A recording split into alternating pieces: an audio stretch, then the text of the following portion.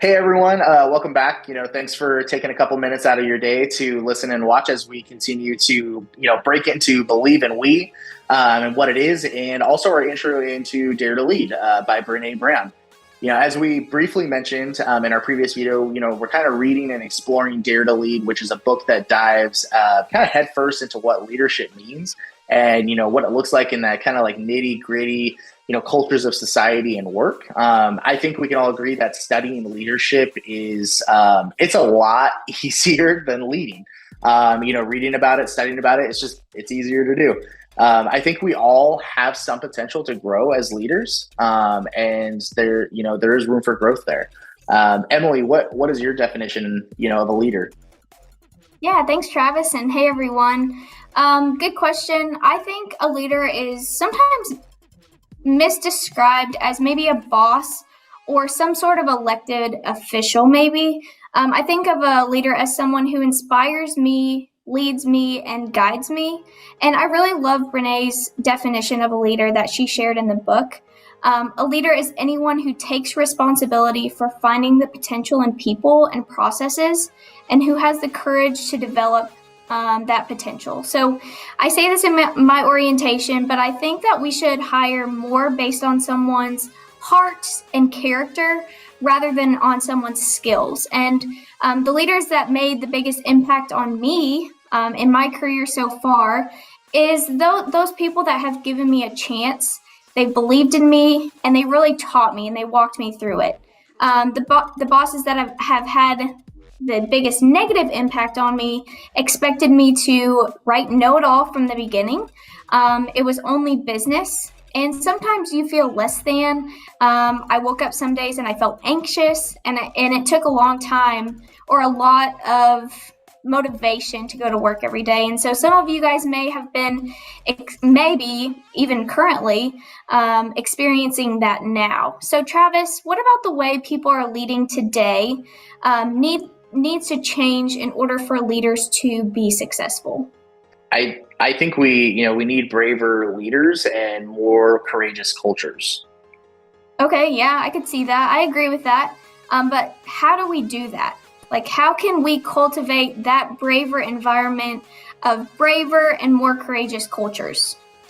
Honestly, one of the main aspects is courage and believing that you're heard, right?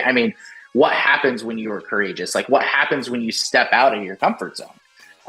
Courage, I think courage is contagious. We have to cultivate a culture in which, brave work, tough conversations, and whole hearts are the expectation, and armor is not necessary or you're rewarded.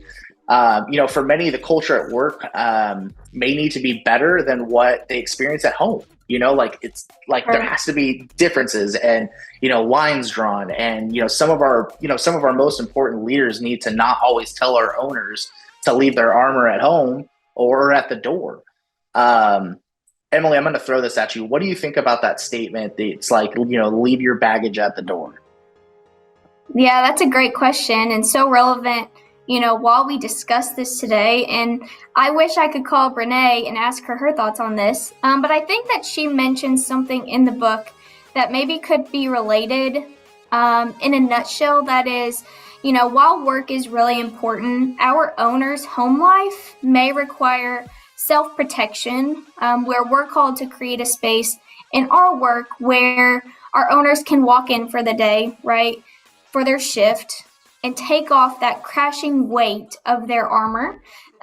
Necessarily they could hang it on a rack and open their hearts to being seen. And so people should be who they want to be. I think they deserve a place of vulnerability and a place where their hearts can, just breathe and exhale. So now, does that mean we have family drama and, drama mama Nancy Nurse is a haul over and we're gonna start stirring the pot? Absolutely not. But I think that our work should truly become our family. And, in all honesty, we probably see them more than our own families. And so we should feel like we have people and leaders to help us lead us through life. And so I loved a quote by Brene. She said, "Daring leaders must care for and be connected to the people they lead." So in conclusion, we've got to leave our baggage at the door, but at the same time, we can have people be there for us, walk us through the tough times, but we shouldn't let it consume our work. Does that answer your question? Yeah, no, like I think, I mean, you kind of hit the nail on the head. Like everyone has things going on inside and outside of the work bubble. I mean, that's life. That's Right. real. Building that courageous culture continues, I think, with understanding self-awareness and self-love and knowing that they matter. One of the quotes, that Brene mentioned is just like, who we are is how we lead. And I love that. I love that so much. I think the biggest hurdle that we have when it comes to being courageous, honestly, is fear.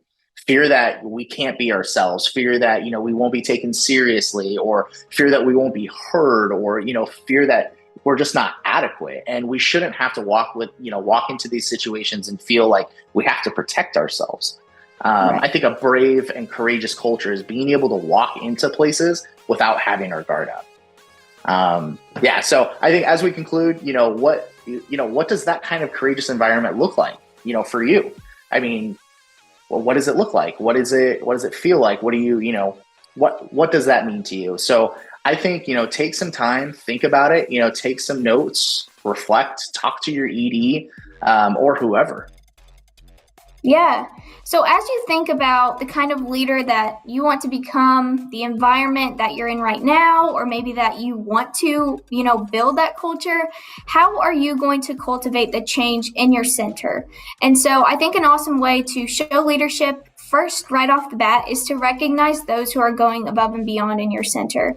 I can think back to, leaders who are like, way to go, Emily, you stepped up and you did that, and we are thankful. And sometimes that just means so much, especially with COVID and everything that we've had going on. Sometimes a thank you is all that it will take. And so click the link in the caption and nominate someone who goes above and beyond in your center. And after you do that, we will choose someone for the month as a Believe in We winner. And we will see you all at the next week to dive into chapter 1. Bye, everyone. Goodbye.